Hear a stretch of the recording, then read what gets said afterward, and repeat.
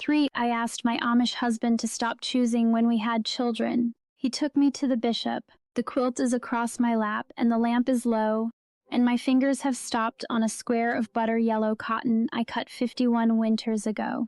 The window is cold against my elbow. Wood stove behind me ticks the way it always ticked. My name is Mary, and I was born on a farm outside Shipshewana, Indiana, in a house with curtains this same yellow. I stitched this quilt for a child whose spacing I did not choose. I am 68 now. What I am about to tell you, I have never said aloud to anyone. Not to my sister, not to my daughters, not even to the man I shared a bed with for 41 years. I did not know yet, that morning in 1957, a single whispered sentence could send a buggy north instead of south. Before I go on, let me say this gently. I am Mary, and this channel is where I tell the small true things that women in plain houses were never allowed to set down. If you have ever sat at a quiet table with a question caught in your throat, stay close to me tonight. Subscribe and tell me in one word, town or country you are listening from. I read everyone he kitchen, the asking. The kitchen was still dark when I lit the lamp. The wood stove had gone low in the night, and I crouched to feed it, and the floor was cold through my stockings. I was 27. I already had 3 little ones sleeping above me, and a 4th I suspected but had not yet named, even to myself. Curtains lifted in the draft from the loose pane above the sink. Butter yellow, washed thin. Amos sat at the table with a harness across his knees, oiling the leather in slow circles, his head bent. I had rehearsed one sentence for 9 nights. I poured his coffee, and my hands shook against the rim of the cup, and I did not yet know I would say it wrong. I set the cup down. I said it the way I had practiced. Amos, could we wait a little? Just a little. My voice was no louder than the curtains. He did not look up. His hand did not stop on the leather. The oil rag turned 3 more times before he answered, and what he said was not yes and not no. He said, "The Lord gives the house its number, Mary." That was all. He drank his coffee. He went out to the barn. I stood at the sink for a long time with the butter yellow cotton lifting at my shoulder, and the question of whether I had even been heard sat in my chest like a stone I could not swallow.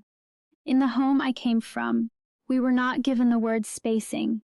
That word belongs to the English world, and we did not borrow it. Fruitfulness was spoken of as a blessing that arrived, not as a thing a woman arranged. To ask for less was to ask the wrong question, like asking the weather to be kinder. I cannot speak for every plain house, only for mine. I know there are women listening to me now who married into a quiet house and learned the same arithmetic. If that is you, breathe with me a moment. You are not the first, and you are not alone tonight. For 3 days after, Amos did not speak of it, and neither did I. He was not angry. That was the thing that confused me most. He was the same kind man at supper, the same hand on my back at evening prayer. He oiled the harness twice in 3 days, though it did not need it. I told myself the matter was closed, that the Lord had answered through Amos, and I should be still. I folded the laundry, I kneaded the bread, I did not cry. The butter yellow scrap, the one I had begun cutting for the child I suspected, I kept in my apron pocket like a secret coin. On Tuesday after breakfast, he said, "Get your bonnet, Mary, we are going visiting." He did not say to whom. I tied my prayer cap with cold fingers.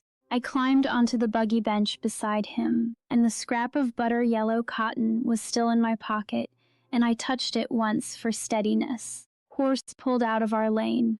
At the road, Amos turned the reins north. My mother's house was south. My sister Hannah's was south. The schoolhouse and the store were south. There was nothing north of us but the bishop's farm, and the long flat fields between. My stomach dropped at the turn the way a stone drops in a well. The ride was 23 minutes long.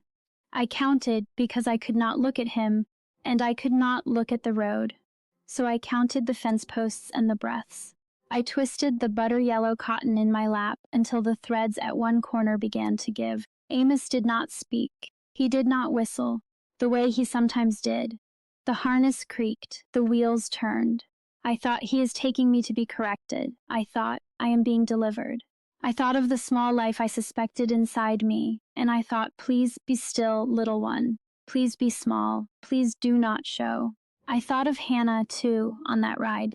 My sister-in-law married into the family the year before me.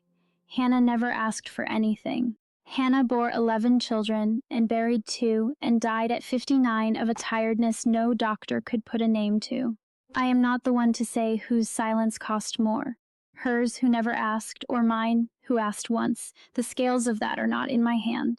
I would think of Hannah many times in the years after that buggy ride. I am thinking of her now, with her name on my tongue, in a room she never sat in, on a night she will never know. I thought of Hannah, too, on that ride, my sister-in-law, married into the family the year before me. Hannah never asked for anything. Hannah bore 11 children and buried 2 and died at 59 of a tiredness no doctor could put a name to. I am not the one to say whose silence cost more, hers who never asked, or mine, who asked once. The scales of that are not in my hand. But I would think of Hannah many times in the years after that buggy ride. I am thinking of her now with her name on my tongue, in a room she never sat in, on a night she will never know. Bishop's wife opened the door before Amos knocked. She did not greet me by name. She did not meet my eyes. She only nodded me in, the way one nods a guest toward a room that has already been arranged. The house smelled of coffee that had been on the stove too long, and of wood smoke, and faintly of the soap she made on Mondays. I followed her down the short hall. My shoes were quiet on the pine floor. Kitchen was warm. The bishop was already at the table, his Bible closed beside his cup, his hands folded the way a man folds them when he has been waiting for someone to arrive. 3 cups were already poured. Steam was low above them, told me they had been poured some minutes before. There was a folded napkin under the bishop's saucer, and the cloth was butter yellow, and I felt my hand close around the scrap still hidden in my apron. I sat where the bishop's wife pointed. My hands were cold, my face was warm. Small life I suspected inside me lay quiet as a held breath, and I thought, do not move, little one, do not move. The bishop's wife did not sit. She went back to the stove, and she kept her back to the table, and she did not turn around once. The bishop did not speak to me. He spoke to Amos. He spoke in the soft, careful voice a man uses for matters he has handled many times before. He asked after the harvest. He asked after the children. He asked after my mother's health. He did not ask after mine. He addressed me only once in the middle of it, and what he said was, Sister Mary, you are tired, yes. It was not a question. I nodded. I did not say no. I did not say I asked for rest, not for this. I did not say, I am 27, and I am carrying a small life I have not yet named. I drank the coffee. It was lukewarm. I drank it anyway. Then the bishop set down his cup. He looked at Amos and not at me, and he said one sentence. I will tell it to you the way I remember it. Knowing memory is a soft thing after 41 winters. He said, a husband knows when the house is ready, Amos. Wife will rest when you tell her to rest. That was all. He did not raise his voice. He did not open the Bible. He did not pray over me. He smiled a little at Amos the way a kind uncle smiles. He finished his coffee. The bishop's wife took the cups to the sink without turning. Stood. We thanked them. We left. The ride home was 23 minutes the other way. Amos did not speak. He did not scold me. He did not say I had shamed him, though I had begun to understand that I had. Strange part, the part I have carried longer than the bishop's sentence, came at the last half-mile. Amos passed me the reins. He had never done it before. He did not say why, and I did not ask. I held them, and the horse walked herself home because she knew the lane. And in that quiet, with the leather warm in my hands, I understood, without being told, that he had passed me something he would not pass me again. And I was right. 41 years, he was a kind man. He never raised his voice. He simply never asked. He did not ask which field to plant. He did not ask which name for the next baby. He did not ask whether I was tired or well or grieving or glad. He decided, and I rested when he told me to rest, the way the bishop had said. And 2 weeks after that Tuesday, small life I had suspected, the one I had begun, in the quiet of my own chest to call Eli, did not hold. I bled in the night. I did not wake Amos. I washed the sheets at dawn. I folded the butter yellow scrap into the bottom of the cedar chest, and I did not say the name aloud. I am saying it now, Eli, Eli, Eli, to you for the first time. Amos not cruel, the bishop was not cruel. Ordnung, the gentle order of life in a plain house, was not built to wound me, and it wounded me anyway. Both things are true. The harm in that kitchen was done by no single hand in the room, and that is how the deepest harms are done in quiet houses. I will tell you the part I am most ashamed of. In the years after, I poured coffee for younger wives who came to my table with the same question, caught in their throats, and I did not meet their eyes either. The silence keeps itself by passing through us. If there is a woman in your family who was never asked, leave her name in the comments tonight. I will read everyone.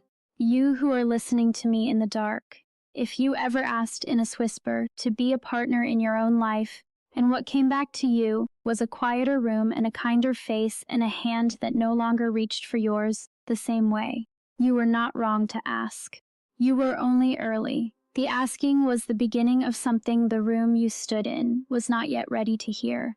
That is not your shame to carry. Set it down. Set it down here with me at this window where the lamp is low and the night is long and no one will turn their face away from yours. Quilt is across my lap again. The butter yellow square is in the center where a child's heart would lie, and I have smoothed it flat. I stitched it for the one who did not stay, and for the woman I was who also did not stay. Not really. After that Tuesday in 1957, the lamp is low, the wood stove ticks, and tonight, for the first time, the quilt is finished.